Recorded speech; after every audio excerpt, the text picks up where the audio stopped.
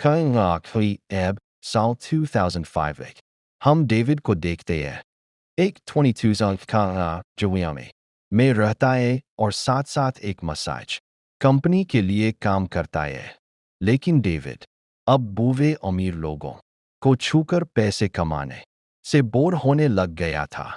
David ने अपनी पढ़ाई कॉलेज के एक सेमेस्टर के बाद ही छोड़ दी थी, जिसके बाद उसका अपने माँ बाप के साथ झगड़ा हो गया।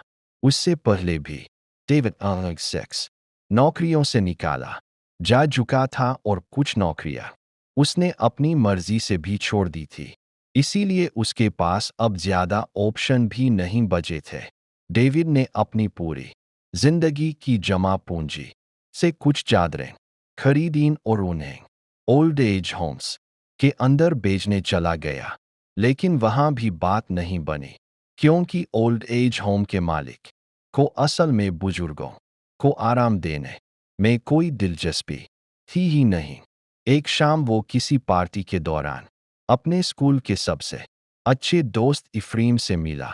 सालों से उसकी इफ्रीम से बात तक नहीं हुई थी। इफ्रीम एले में अपने जाजा के साथ रहता था और हथियारों का बिजनेस करता था, लेकिन फिर उसके जाजा ने उसके कुछ पैसे मार लिए। इसीलिए इफ्रीम ने अपने जाजा का घर छोड़ दिया और मियामी आकर खुद का बिजनेस शुरू करने का फैसला किया, जिसका नाम था आई। एक साथ गाड़ी में घूमते हुए वडहरा सामान खरीदने के लिए निकले, लेकिन इफ्रीम को उसके डीलर के घर के बाहर घूम रहे कुछ गुंडों ने बेवकूफ बना दिया और उसके पैसे छीन लिए।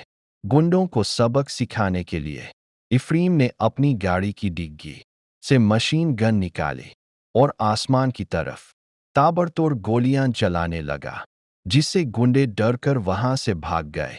मगर इस बात का डेविड पर गहरा असर पड़ा, क्योंकि वह लोगों के मुन्नत से बार बार अपनी बेइज्जती सुनकर थक चुका था और उसे वह लोग अच्छे लगते थे जिनके अंदर खुद के लिए खड़े होने का गुदा हो। अगले दिन डेविड इफ्रीम के ऑफिस चला गया और उसे काम करता देख तो डेविड की नज़रों में उसके लिए इज्जत और ज़्यादा बढ़ गई। इफ्रीम एक आर्मी ऑफिसर बनकर किसी से बात कर रहा था। यह दिखावा दरअसल इसलिए था ताकि वह पता लगा सके कि उसके कंपटीशन में लोग कौन से कॉन्ट्रैक्ट के पीछे पड़े हुए हैं, क्योंकि इफ्रीम सिर्फ इंटरनेट पर बंदूकें नहीं बेचता है, बल्कि वह यूएसए की सरकार को भी बेचता है।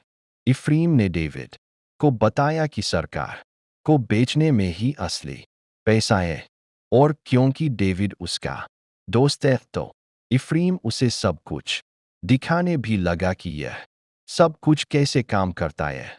सरकार की वेबसाइट पर इफ्रीम ने बताया, यह जो बड़ी बड़ी डील है ना, उनके अंदर नहीं घुसता मैं। यह कॉन्ट्रैक्ट बड़ी बड़ी कंपनियों को ही मिलते हैं। मैं जाता हूँ छोटी मछली के पीछे और यहाँ पे छोटी डील्स भी करोड़ों की होती है और मुनाफा भी बहुत होता है इसमें। फिर इफ्रीम के साथ लंच करने के बाद डेविड घर लौट आया और तभी उसे पता चला कि उसकी बीवी लीज प्रेग्नेंट है। यह खबर सुनते ही वह घबरा सा गया। सोचने लगा कि मैं आने वाले बच्चे का खर्चा कैसे उठाऊंगा। इसके बाद जब डेविड फिर से अपने दोस्त इफ्रीम से मिला, तो इफ्रीम ने आगे से कह दिया कि भाई मेरे साथ काम करेगा।